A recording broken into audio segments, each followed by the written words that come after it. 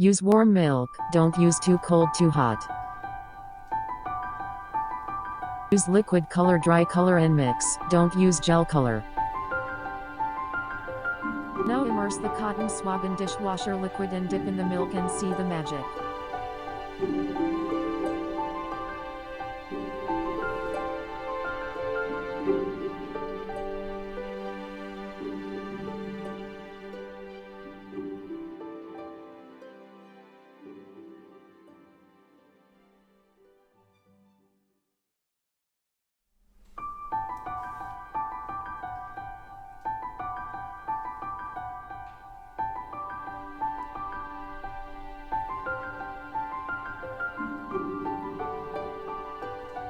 Now kids experimenting by pouring dishwasher liquid directly.